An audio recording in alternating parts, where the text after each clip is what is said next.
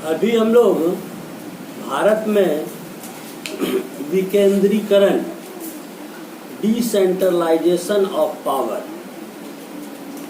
पिछले 2-3 दिन से हम लोग संघवाद अध्याय के अंतर्गत एक यूनिट है, इसी का एक भाग है संघात्मक शासन का। भारत में विकेंद्रीकरण का पहले सबसे अर्थ समझेंगे। डिसेंट्रलाइजेशन ऑफ पावर, शक्ति जो है सो एक जगह केंद्रीकृत नहीं हो, यह विभिन्न जगह बट जाए तो सही ढंग से शक्ति का प्रयोग किया जा सकता है, अधिकार का प्रयोग किया जा सकता है। और आप जानते ही हैं भारत जो है सो इतना विशाल देश है, जनसंख्या की दृष्टि से हम लोग पूरे विश्व में दूसरे स्थान पर हैं। एक जगह से पूरे देश में शासन चलाना संभव नहीं है, एक प्रश्न। दूसरी बात है कि लोकतंत्रात्मक शासन में सत्य की जितनी अधिक साझेदारी होगी उतना ही लोकतंत्र का जड़ मजबूत होगा। तीसरी बात कि लोकतंत्र में स्वशासन की बात की गई है, अपना शासन। तो आप समझ सकते हैं कि भारत का हर राज्य वह एक देश से बड़ा है। एक उदाहरण में ही ले लें तो उत्तर प्रदेश क्या है, रूस से बड़ा है। महाराष्ट्र जर्मनी के बराबर है। तो यहाँ का हर राष्ट्र मतलब अधिकांश राष्ट्र एक देश के बराबर दर्जा रखता है। तो इतने राज्यों को मिलाकर जो भारत एक देश बड़ा है, क्षेत्रफल की दृष्टि से, जनसंख्या की दृष्टि से आप समझ सकते हैं कितना बड़ा है। क्या एक जगह से शासन चलाना संभव है? नहीं, बिल्कुल नहीं। यह संघीय शासन व्यवस्था अपनाई गई, जिसके स्तर पर 2 स्तर की सरकार तो बनाई गई, केंद्र सरकार और राज्य सरकार। लेकिन इसके बावजूद भी हम देखते हैं कि हमारा जो उद्देश्य है, जो बुनियादी लक्ष्य है, उसकी पूर्ति नहीं हो पाई। तो फिर हमने जो सो इससे भी 2 स्तर से भी आगे एक तीसरा स्तर अपनाने का प्रयास किया, जिसका नाम है पंचायती राज। तब पंचायती राज्य को चलाने के लिए हमने क्या किया, तो उसके लिए केंद्र सरकार और राज्य सरकार से शक्ति लेकर स्थानीय सरकार को दे दिया। इसके पीछे, इस विकेंद्रीकरण के पीछे बुनियादी सोच क्या है कि अनेक मुद्दा और समस्या का निपटारा स्थानीय स्तर पर अच्छे ढंग से हो सकेगा। तो विकेंद्रीकरण क्या हुआ, केंद्र और राज्य से शक्ति को लेकर स्थानीय सरकार को देना, लोकल सेल्फ गवर्नमेंट को प्रदान करना। आप इस चीज़ को अच्छी तरह समझ सकते हैं कि स्थानीय समस्याओं का समाधान स्थानीय लोग ही कर सकते हैं।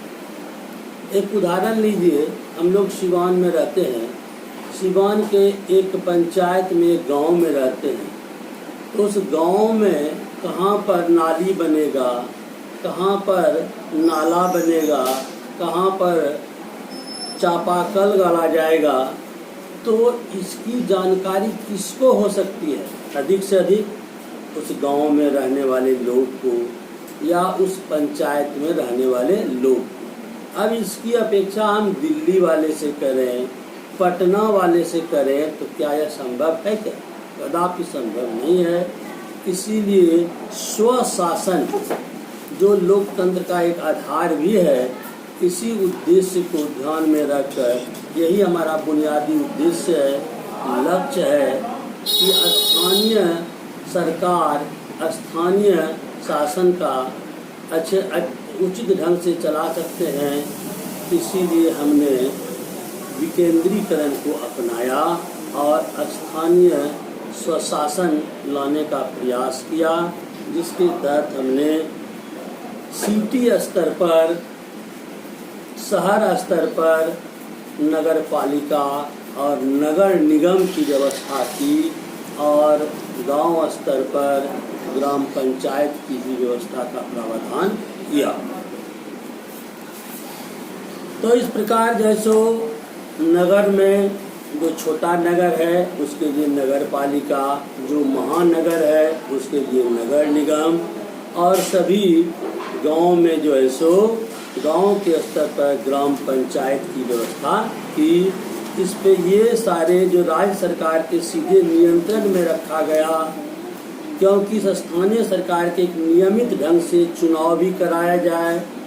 मुखिया, सरपंच, गांव के जो वार्ड हैं उसके लोगों का चयन सही ढंग से हो सके, क्योंकि उस गांव के लोग रहेंगे वार्ड में, सरपंच रहेंगे, मुखिया रहेंगे, तो उस गांव के बारे में उसको पूरी अच्छी जानकारी रहेगी, पूरे पंचायत के बारे में, पूरे वार्ड के बारे में, तो सही निर्णय ले सकेगा। किस काम को प्राथमिकता दिया जाए, कौन काम अत्यंत आवश्यक है, किस पे अधिक पैसा पहले पैसा खर्च किया जाए, इसकी जानकारी सबसे अधिक उसको होगा। और दूसरा चीज़ है कि वह उस गांव का व्यक्ति है तो उससे उसको भी लाभ या हानि होने वाला है। सड़क ही बनेगा या और कोई काम होगा तो उस सड़क पे उसको भी चलना है, तो खराब सड़क बनाएगा तो उसका सीधा लाभ या हानि उसको मिलेगा। इसके पीछे हमारी बुनियादी सोच यही है। तो इस प्रकार जो है सो हमने विकेंद्रीकरण को अपनाया और इसका मुख्य उद्देश्य है कि स्थानीय स्वशासन का विकास करना। अब हम देखते हैं कि इसका वास्तविक विकेंद्रीकरण का काम पहले हो चुका था, लेकिन वास्तविक रूप से जो है सो इस क्षेत्र में कदम उठाया गया 1992 में। संविधान में एक संशोधन करके लोकतांत्रिक शासन व्यवस्था के इस तीसरे स्तर को ज़्यादा शक्तिशाली और प्रभावी बनाया गया। नहीं तो 20 वर्ष तक चुनाव नहीं हुआ है तो कोई इसको देखने वाला नहीं था। लेकिन अब जैसो 92 के बाद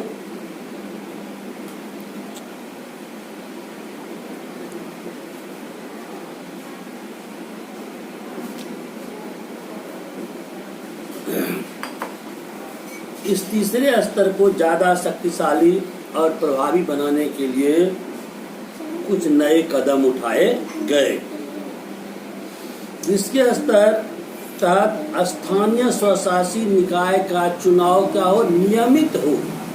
नियमित का मतलब 5 वर्ष में, और ये संवैधानिक बाध्यता हो गई कि चुनाव कराना ही है, चाहे वह शहर का, नगर निगम का, वार्ड कमिश्नर का हो, मुखिया का हो, सरपंच का हो, गांव के वार्ड का हो। इसको नियमित किया गया, संवैधानिक बाध्यता इसको बनाया गया। दूसरा, निर्वाचित स्वशासी निकाय के सदस्य पदाधिकारियों के पद में अनुसूचित जाति, अनुसूचित जनजाति और पिछड़े जाति के सीट भी आरक्षित किए गए। यह इसलिए किया गया कि हमारे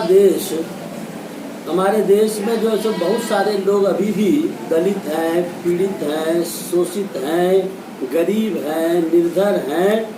उसकी आवाज़ कौन सुनेगा, उसकी समस्या का समाधान कैसे होगा?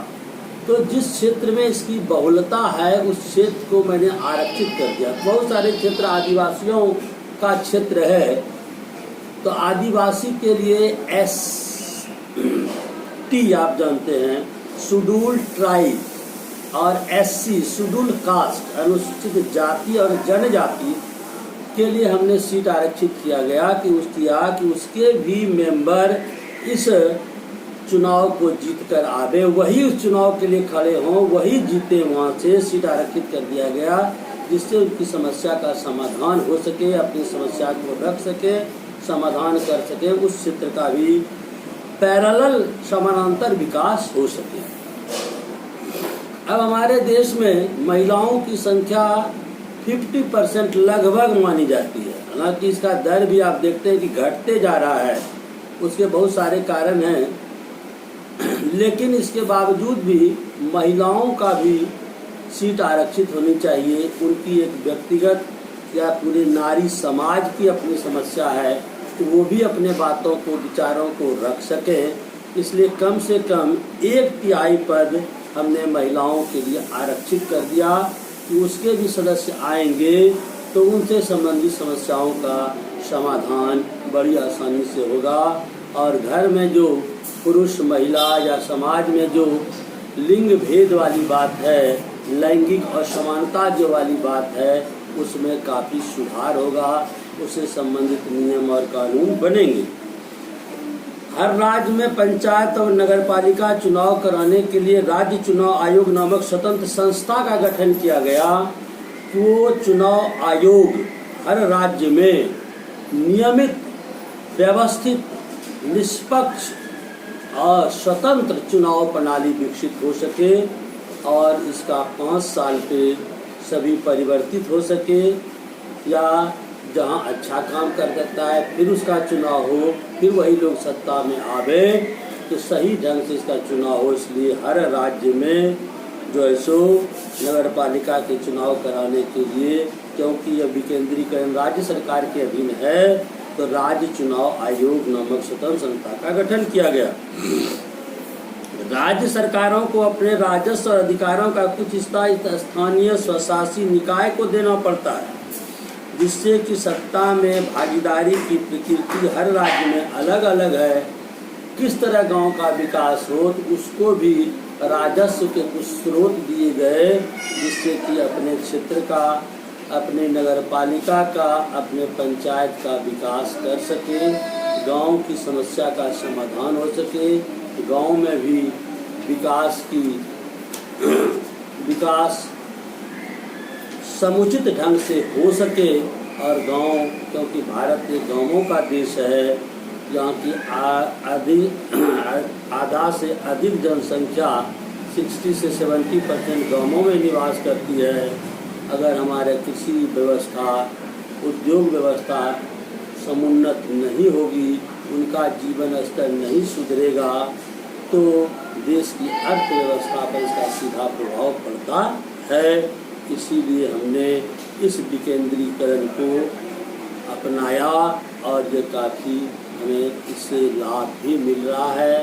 सत्य की साझेदारी हो रही है, लोकतंत्र की जड़ मजबूत हो रही है, स्थानीय समस्याओं का समाधान अच्छे ढंग से हो रहा है। तो इस प्रकार गांव के स्तर पर मौजूद स्थानीय शासन व्यवस्था को हम पंचायती राज के नाम से जानते हैं। और प्रत्येक गांवों में एक ग्राम पंचायत होती है। यह एक तरह की परिषद है जिसमें कई सदस्य और एक अध्यक्ष होता है। सदस्य वार्डों से चुने जाते हैं, इसे सामान्यतः पंच कहा जाता है, और अध्यक्ष को प्रधान या मुखिया भी कहते हैं। इसका चुनाव गांव अथवा वार्ड में रहने वाले सभी वयस्क लोग मतदान के द्वारा करते हैं। और हमारे यहाँ मतदान की जो प्रक्रिया है, आप जानते हैं, सार्वभौमिक वयस्क मताधिकार के आधार पर चुनाव होता है, जो जाति, धर्म, वंश, लिंग, संप्रदाय, क्षेत्र, भाषा का भेदभाव किए बिना देश के समस्त नागरिकों को, जिसकी उम्र 18 वर्ष से ऊपर है, सबको मत देने का अधिकार है। इस प्रकार स्वतंत्र और निष्पक्ष चुनाव के माध्यम से हम जैसे वार्ड के पंच को और उसके अध्यक्ष प्रधान का चयन करते हैं, सरपंच का चयन करते हैं, जो न्याय का क्षेत्र का प्रधान होता है। अब कोई छोटा मोटा झगड़ा हो जाता है तो उसके लिए हमको न्यायालय जाने की भी ज़रूरत नहीं है। ये सरपंच आपस में दोनों पक्षों को बुलाकर बैठकर समझौता करा देते हैं। उनको कुछ अधिकार भी संविधान के द्वारा दिया गया है, वो दंड और जुर्माना भी लगा सकते हैं। तो हमको गांव में भी निःशुल्क न्याय मिल जाता है। इस प्रकार हम देखते हैं कि पूरे पंचायत के लिए फैसला लेने वाली संस्था जो है सो है। पंचायत का काम ग्राम सभा की देखरेख में चलता है। ग्राम सभा क्या है? कि एक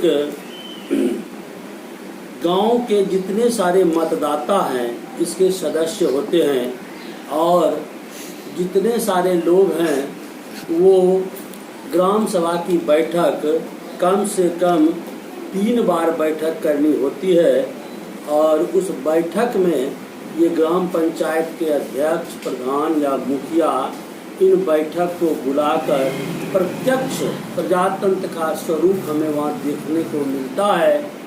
वहीं पर कि सब जो है सो कोई भी निर्णय, बहुत बड़ा निर्णय, सब ग्राम सभा के सदस्य एक जगह बैठते हैं और कम से कम साल में 3 बार इसकी बैठक होनी चाहिए, ऐसी व्यवस्था की गई है। और उस बैठक में निर्णय लेकर अपनी योजना बनाते हैं, उसको कार्य रूप देते हैं। इस प्रकार गांवों में ही पंचायत स्तर पर हम देखते हैं कि प्रत्यक्ष प्रजातंत्र आज भी देखने को मिलता है। प्रत्यक्ष प्रजातंत्र का रूप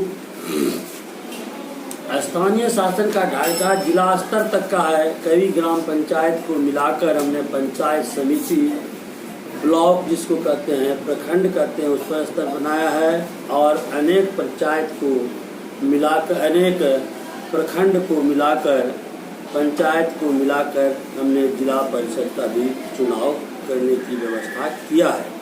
इसे जो पंचायत समिति का गठन होता है इसे मंडल या प्रखंड स्तरीय पंचायत भी कह सकते हैं। इसके सदस्यों का चुनाव भी उस इलाके सभी पंचायत सदस्य करते हैं और कई जिले की सभी पंचायत समितियों को मिलकर जिला परिषद का गठन किया गया है। जिला परिषद के अधिकांश सदस्यों का चुनाव होता है और कुछ जिला परिषद में उस जिले के लोकसभा और विधानसभा के लिए चुने गए सांसद और विधायक, जिला स्तर की संस्थाओं को कुछ अधिकारी भी सदस्य के रूप में होते हैं। इस प्रकार जिला परिषद का प्रमुख इस परिषद का राजनीतिक प्रधान होता है।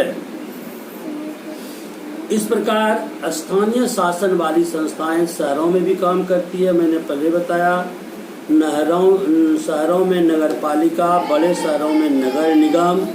नगर पालिका, नगर निगम दोनों का कामकाज निर्वाचित प्रतिनिधि करते हैं।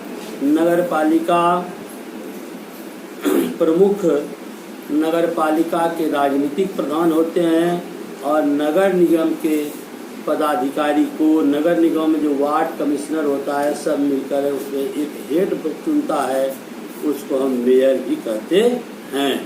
इस प्रकार स्थानीय सरकार की नई व्यवस्था दुनिया में लोकतंत्र का अब तक का सबसे बड़ा प्रयोग है। इस प्रकार यह प्रयोग भारत में देखने को मिलता है। नगर पालिका, ग्राम पंचायत में 36 लाख लोगों का चुनाव होता है। समझ सकते हैं कितने लोगों की सत्ता की साझेदारी होती है। इससे लोकतंत्र की जड़ें मजबूत होती है। स्थानीय लोगों के द्वारा शासन चलाया जाता है, स्वशासन की व्यवस्था देखने को मिलती है। अपने आप में यह एक अनोखा प्रयोग है और महिलाओं का प्रतिनिधित्व बढ़ाने के लिए लोकतंत्र की उनकी आवाज़ को मजबूत किया गया है, उनको भी सीट दिया गया है। इस प्रकार हम कह सकते हैं कि यह प्रजातंत्र का एक आदर्श रूप है। इससे प्रजातंत्र की जड़ मजबूत होती है, प्रजातंत्र स्वस्थ होता है और अधिक से अधिक जो हम लोग कल्याणकारी राज्य की जो चर्चा करते हैं उस उद्देश्य की पूर्ति हमारे इस विकेंद्रीकरण के द्वारा होता है। डिसेंट्रलाइजेशन के पावर का डिसेंट्रलाइजेशन के द्वारा, विकेंद्रीकरण के द्वारा होता है। यह एक प्रयोग काफ़ी सफल प्रयोग है और इससे बहुत सारी समस्याओं का समाधान होता है। मुझे आशा ही नहीं बल्कि आत्मविश्वास है कि विकेंद्रीकरण को आप अच्छी तरह समझ गए होंगे और इसके महत्व को भी समझ सकते हैं, उद्देश्य को समझ सकते हैं। और इसमें जो 1992 में जो नया कदम उठाया गया, इसने इसको सजीवता प्रदान किया, काफ़ी शक्तिशाली बनाया, हम सशक्त हुए और अच्छे ढंग से इसका पालन किया जाता है। ये धन्यवाद। आज की कक्षा यही समाप्त होती है। आपको कोई अगर समस्या होगी तो आप निश्चित लिखकर भेजेंगे, उसका समस्या का समाधान बहुत सरल और सहज ढंग से करने का प्रयास किया जाएगा। धन्यवाद, साधुवाद।